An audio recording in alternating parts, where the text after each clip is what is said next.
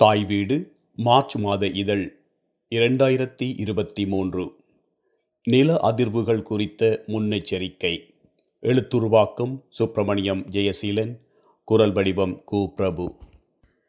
மனித குலத்தின் மகோன்னத வளர்ச்சியினால் இந்த பிரபஞ்சத்தை கடிவாளமிட்டு கட்டியாளும் அற்புத திறன் உருவாகியுள்ளது என்றால் அது பிழையாகாது.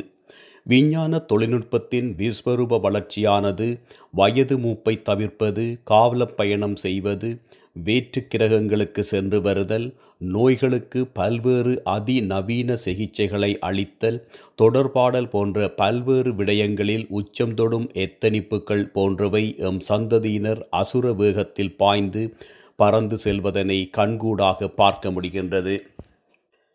இந்நிலையில் இயற்கையை வெல்லும் பிரயத்தனங்கள் என்னவோ இன்னமும் ஆரம்ப கட்டத்திலேயே இருக்கின்றது எனலாம். அண்மையில் துருக்கி மற்றும் சிரியா ஆகிய நாடுகளில் இடம்பெற்ற பூகம்பம் இயற்கை சீற்றத்தை மீண்டும் ஆழமாகவும் அழுத்தமாகவும் மனிதருக்கு நினைவுபடுத்தி சென்றுள்ளது. இந்த பேரனர்த்தம் காரணமாக சுமார் 50,000 உயிர்கள் வரை காவு கொள்ளப்பட்டுள்ளது. புயல் காற்றை, ஆழிப்பேரலையை, மழை வெள்ளத்தை, பனிப்பொழிவை துல்லியமாக எதிர்வு கூற விளையும் மனிதரினால் பூகம்பம் பற்றிய முன்னெச்சரிக்கைகளை வெளியிடுவது எந்த அளவிற்கு வெற்றியளித்துள்ளது? இவ்வாறான பேரிடர்களின் போது மனித உயிர்களை பாதுகாத்து கொள்வதற்கு ஏன் முன்னறிவிப்புகளை வெளியிட முடிவதில்லை என உங்கள் மனதிலே கேள்விகள் எழுந்திருக்கக்கூடும். அதற்கான விடை தேடும் ஓர் சிறு பிரயத்தனமாக இந்த பத்தி அமைந்துள்ளது.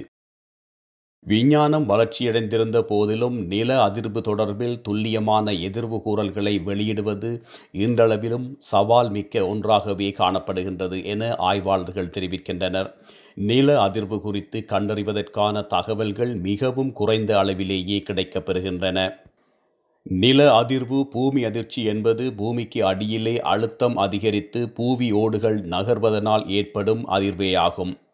அதாவது பூமியின் சுழற்சியின் போது நிலக்கீழ் தகடுகள் ஒன்றோடொன்று உராய்வதனால் இவ்வாறு நிலநடுக்கம் ஏற்படுகின்றது. நிலநடுக்கம் ரிச்டர் அளவினூடாக அளவீடு செய்யப்படுகின்றது.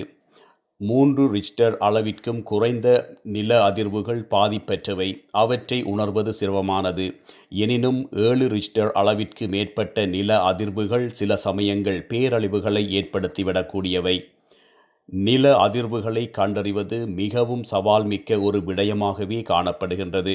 விஞ்ஞான வளர்ச்சி அதீத அளவில் காணப்பட்டாலும் நில அதிர்வுகளை துல்லியமாக கணித்து கூறும் தொழில்நுட்பங்கள் மிக ஆரம்ப கட்டத்திலேயே காணப்படுகின்றன. ஒரு சம்பவம் இடம்பெற்றதன் பின்னர் நில அதிர்வுகள் பற்றிய தகவல்கள் நிமிடத்திற்கு நிமிடம் பெற்றுக்கொள்ளக்கூடிய தொழில்நுட்பம் காணப்படுகின்றது. எனினும் நில அதிர்வு ஏற்படுவதற்கு முன்னதாக கணிப்புகளை செய்வது அசாத்தியமான விடயமாகவே காணப்படுகின்றது. ஆய்வுகூடம் ஒன்றில் பூமி அதிர்வு ஏற்படுவதை உருவகப்படுத்தி மேற்கொள்ளும் ஆய்வுகளின் போது இந்த அனைத்து விதமான சின்ன சின்ன அசைவுகளையும் காண முடிகின்றது என இத்தாலிய சாபின்சியா மற்றும் பென்சில்வேனியா பல்கலைக்கழகங்களின் புவியியல் விஞ்ஞான ஆய்வு பிரிவுகளின் பேராசிரியர் கிறிஸ் மரோன் தெரிவித்திருக்கின்றார்.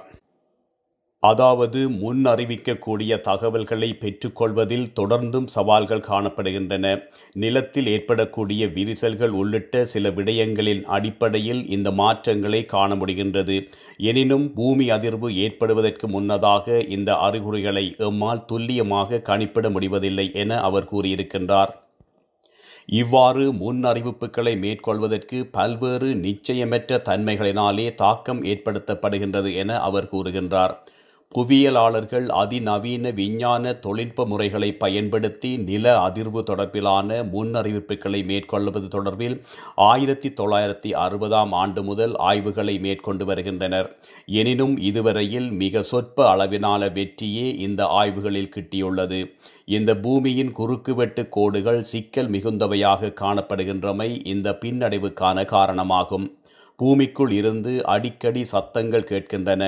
இந்த சத்தத்துடன் மனித நாகரிக வளர்ச்சிகள் காரணமாக ஏற்பட்ட போக்குவரத்து, கட்டுமான பணிகள் மற்றும் அன்றாட நடவடிக்கைகளின் ஒலிகளும் இணைந்து கேட்பதனால் பூமி அதிர்வு தொடர்பிலான துல்லியமான ஒலிகளை பிரித்து ஆராய்ந்து அறிந்து கொள்வதில் பெரும் சவால்கள் நீடிக்கின்றது என அவர் குறிப்பிடுகின்றார். நிலநடுக்கம் தொடர்பில் முன்னறிவிப்புகளை மேற்கொள்வதற்கு 3 முக்கியமான விடயங்கள் தொடர்பில் கவனம் செலுத்தப்பட வேண்டும் என ஐக்கிய அமெரிக்க புவியியல் ஆய்வாளர்கள் குறிப்பிடுகின்றனர். நில அதிர்வு இடம்பெறும் பகுதி, அது எப்போது ஏற்படும் மற்றும் அதன் தன்மை அல்லது எவ்வளவு பெரிதாக நிகழும் போன்ற விடயங்களை முக்கியமாக சுட்டிக்காட்டியுள்ளனர். எனினும் இந்த 3 விடயங்கள் தொடர்பிலும் எந்த ஓர் ஆய்வுகளின் மூலமும் இதுவரையில் துல்லியமான தகவல்களை வெளியிட முடியாத நிலை காணப்படுகின்றது. எனவே புவியியல் ஆய்வாளர்கள் நில அதிர்வுகளினால் பாதிப்பு ஏற்படக்கூடும் என ஊகிக்கும் பகுதிகளை அடையாளம் கண்டு அவை தொடர்பிலான முன்னெச்சரிக்கைகளை மட்டும் வெளியிட்டு வருகின்றனர். பல ஆண்டுகள் நில அதிர்வுகள் ஏற்பட்ட தன்மைகளின் அடிப்படையில் இந்த முன்னெச்சரிக்கைகள் விடப்படுகின்றன. குறிப்பாக மிகவும் ஆபத்தான வலயங்களாக கருதப்படும் பகுதிகளில் இந்த முன்னெச்சரிக்கை விடுக்கப்படுகின்றது. எனினும் இவை அந்த பகுதிகளின் கட்டிடங்களின் நிர்மாண தரத்தை மேம்படுத்துவதற்கும் அபிவிருத்தி செய்யவும் என்ற போதிலும் இவை நில அதிர்வு ஏற்படும் போது முன்கூட்டியே ஓரிடத்தில் தஞ்சமடைந்து கொள்வதற்கு வழியமைக்காது என்பது குறிப்பிடத்தக்கது. அதாவது முன்கூட்டியே இந்த பகுதிகளில் நில அதிர்வு ஏற்படக்கூடும் என யூகங்களை வெளியிட்டு கட்டடங்களின் தரத்தை மேம்படுத்தி திட்டமிடல்களை செய்ய முடியுமே தவிர ஒரு நிகழ்வு இடம்பெறுவதற்கு முன்னதாகவே அந்த பகுதிகளிலே இருந்து மக்களை வெளியேற்றக்கூடிய சாத்தியங்கள் கிடையாது என ஆய்வாளர்கள் தெரிவிக்கின்றனர். இது பொதுமக்களை அந்த இடத்திலிருந்து வெளியேற்றவோ அல்லது நில அதிர்வு ஏற்படக்கூடிய ஒரு பெரிய பரப்பிலே அந்த பகுதியில் வாழக்கூடிய அனைத்து மக்களும் தஞ்சமடையக்கூடிய வகையிலான ஓர் விசாலமான அல்லது அவசியமான உட்கட்டுமான வசதிகளை உருவாக்குவது என்பது சாத்தியமற்றதாகவே காணப்படுகின்றது. துருக்கி மற்றும் சிரியா ஆகிய நாடுகளில் கட்டடங்கள் இடிந்து விழுவதற்கு பல்வேறு காரணிகளை சுட்டிக்காட்ட முடியும்.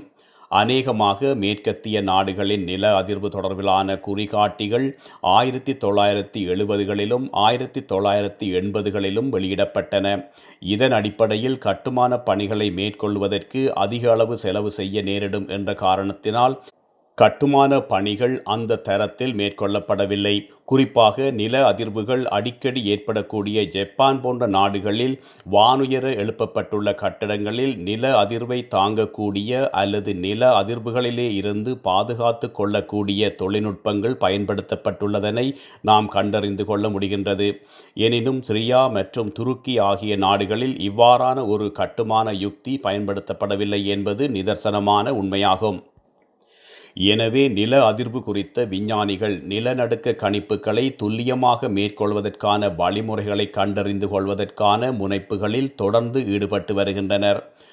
மிக தீவிரமாக ஆராய்ந்து தகவல்களை பெற்றுக்கொள்ளும் முனைப்புகளில் ஈடுபட்டு வருகின்றனர். புவி புறவெளியிலே ஏற்படக்கூடிய மாற்றங்கள், விலங்குகள், பறவைகளின் நடத்தைகள் போன்றவை பல்வேறு விடயங்களின் அடிப்படையில் இந்த ஆய்வுகள் முன்னெடுக்கப்பட்டு வருகின்றது. எனினும் இந்த ஆய்வுகள் மூலம் எதிர்பார்க்கப்பட்ட இலக்கினை அடைவதற்கு முடியாத ஒரு சூழ்நிலை தொடர்கின்றது. எவ்வாறாயினும் அண்மை காலமாக மீண்டும் நில அதிர்வு தொடர்பிலான முன்னறிவிப்புகளை கண்டறியும் ஆய்வு பயணங்கள் உற்சாகம் பெற தொடங்கியுள்ளது. அதற்கு செயற்கை நுண்ணறிவு, மெஷின் லேர்னிங், செயற்கை பேரறிவு படிமுறை போன்ற பல்வேறு தொழில்நுட்பங்கள் தற்போது பயன்படுத்தப்பட்டு வருகின்றன. குறிப்பாக மனிதரினால் உணர்ந்து கொள்ள முடியாத சமிக்கைகளை கண்டறியக்கூடிய செயற்கை நுண்ணறிவு திறன்கள் பயன்படுத்தப்பட்டு வருகின்றன. மேலும் கடந்த காலங்களில் நில அதிர்வுகளின் தன்மை, அவற்றின் போக்கு என்பன பற்றிய பாரிய அளவிலான தகவல்களை இயந்திர மொழிகள் கொண்டு ஆய்வுக்குட்படுத்தி எதிர்கால நில அதிர்வு பற்றிய முன்னறிவிப்புகளை மேற்கொள்ள முடியுமா எனும் அடிப்படையில் ஆய்வுகள் நகர்கின்றன. இந்த மெஷின் லேர்னிங் அடிப்படையிலான ஆய்வுகள் புதிய எதிர்பார்ப்புகளை உருவாக்கி உள்ளது என பேராசிரியர் மேரோன் கூறுகின்றார். பேராசிரியர் மேரோன் மற்றும் அவரது சகாக்கள் இணைந்து கடந்த 5 ஆண்டுகளாக ஒரு புதிய அல்கோரிதம் ஒன்றை உருவாக்கி வருகின்றனர். ஆய்வுக்கூடத்தில் நில அதிர்வு பற்றிய கணிப்புகளில் ஏற்பட்ட தோல்விகளை கண்டறிந்து அவற்றை நிவர்த்தி செய்யும் வகையிலே இந்த அல்கோரிதம் அமைந்துள்ளது. கிரானைட் கற்களை பயன்படுத்தி அதன் மீது அழுத்தங்களை பிரயோகித்து நில அதிர்வின் போது பூமியில் எவ்வாறான மாற்றங்கள் நிகழ்கின்றன என்பதை கண்காணிக்கும் ஒரு பொறிமுறையை ஆய்வாளர்கள் உருவாக்கியுள்ளனர். இதற்கு லேப் குவாக்ஸ் என பெயரிடப்பட்டுள்ளது. எலாஸ்டிக் அலைகள் கோளாறு உள்ள பகுதியில் சிறிது சிறிதாக பயணிக்கின்றன. ஆபத்து ஏற்படக்கூடிய வலயங்களிலே இருந்து சமிக்கைகளை பெற்றுக்கொள்ளும் தொழில்நுட்பத்தை ஆய்வகத்திலே விரிவாக ஆராய்ந்து என்னென்ன காரணிகள் எவ்வாறான சமிக்கைகள் கிடைக்கப்பெறுகின்றன என்பது குறித்து நாம் தீவிரமாக கண்காணிக்கின்றோம். இந்த தகவல்களின் அடிப்படையில் நில அதிர்வு ஏற்படுவதற்கு முன்னதாகவே அவை தொடர்பில் கணிப்பு ஒன்றை மேற்கொள்ள வழிவமைக்கும் என நம்புகின்றோம் என பேராசிரியர் மேரோன் கூறுகின்றார். ஆய்வுக்கூடத்தில் முன்னெடுக்கப்பட்ட இந்த செயல்முறையானது பூமியின் மீது முன்னெடுக்கப்பட்டு அதனூடாக பூமி அதிர்வினை முன்கூட்டியே கண்டறிந்து கொள்ள முடியும் சாத்தியங்கள் தற்போது ஆய்வுக்கு உட்படுத்தப்பட்டு வருகின்றது. எனினும் இந்த ஆய்வுகளை மேற்கொள்ளும் அளவிற்கு நாம் இன்னமும் அந்த கட்டத்தை அடையவில்லை என்றே கூற வேண்டும் என்கின்றார் மேரோன். ஆபத்து ஏற்படக்கூடிய வலயங்களின் தகவல்களை திரட்டி அவற்றை வியாகுலம் மிகுந்த சூழ்நிலையிலே ஆய்வுக்குட்படுத்துவது, செயற்கை நுண்ணறிவின் ஊடாக ஆய்வுக்குட்படுத்துவது இன்னமும் சவால் மிக்க விடயமாகவே காணப்படுகின்றது. நில அதிர்வு ஏற்படுவதற்கு முன்னைய நாட்களில் பூமியின் அயனி மண்டலத்தில் இலத்திரன் துகள்களின் அளவு குறித்து சீன விஞ்ஞானிகள் ஆய்வு செய்து வருகின்றனர். நில அதிர்வுக்கு பின்னரான காலப்பகுதியில் இந்த கணிப்பு பற்றிய எதிர்ப்பு கூறல்கள் சிலரினால் முன்மொழியப்பட்டுள்ளது. எனினும் இதுவரையில் பாரிய அளவிலான ஒரு வெற்றி கிடைக்கப்பெறவில்லை என மேரோன் மேலும் கூறுகின்றார். கடந்த 20 ஆண்டுகளில் அயனோஸ்பியர் அல்லது வளிமண்டலத்தின் மேல் தளத்தின் இலத்திரன்கள் உள்ளடக்கத்திலே ஏற்பட்ட மாற்றங்களை ஆய்வுக்குட்படுத்துவதன் மூலம் பெரிய அளவிலான பூகம்பங்களை 83% துல்லியமான தன்மையுடன் 48 மணித்தியாலங்களுக்கு முன்னதாகவே கணிக்க இயந்திர கற்றல் முறையை பயன்படுத்த முடியுமென இஸ்ரேலை தளமாக கொண்ட ஓர் ஆய்வுக்குழு ஒன்று குறிப்பிட்டுள்ளது. அயனோஸ்பியர் தடயங்களின் ஊடாக பூமி அதிர்வினை கண்டறிவது குறித்த எதிர்வு கூறல்கள் வெற்றியளிக்கும் என்பதில் சீன ஆய்வாளர்கள் மிகுந்த நம்பிக்கை கொண்டுள்ளனர். 2018ஆம் ஆண்டில் பூமியில் அயனோஸ்பியர் உள்ள மின் இலத்திரனியல் அளவை கண்காணிப்பதற்கு சைனா சேஸ்மோ எலக்ட்ரோமேக்னெட்டிக் சேட்டலைட் என்ற செயற்கைக்கோளை ஏவியிருந்தமை குறிப்பிடத்தக்கது. கடந்த 2021ஆம் ஆண்டு மே மாதம், 2022ஆம் ஆண்டு ஜனவரி மாதம் ஆகிய காலப்பகுதிகளில் சீன நிலப்பரப்பை தாக்கிய பூகம்பங்களுக்கு முன்னதாக, அதாவது 15 நாட்களுக்கு முன்னதாகவே அயனோஸ்பியரின் அல்லது வளிமண்டலத்தின் மேல் தளத்தில் இலத்திரன் அடர்த்தியில் வீழ்ச்சி காணப்பட்டதாக ஆய்வாளர்கள் குறிப்பிடுகின்றனர். நில அதிர்வு ஏற்படக்கூடிய சரியான இடத்தை எம்மால் குறிப்பிட முடியாது என ஆய்வாளர்கள் தங்களது ஆய்வு பற்றிய அறிக்கையில் குறிப்பிட்டுள்ளனர். பாரிய அளவிலான பூகம்பங்கள் நேரும்போது தொலை தூரத்தில் இருக்கக்கூடிய வளிமண்டலத்திலும் மாற்றங்கள் தூண்டக்கூடும். எனவே இவ்வாறான ஒரு பின்னணியில் நில அதிர்வு எங்கு ஏற்பட போகின்றது என்பதை துல்லியமாக கணிப்பிடுவதில் சவால்கள் நிலவி வருகின்றன.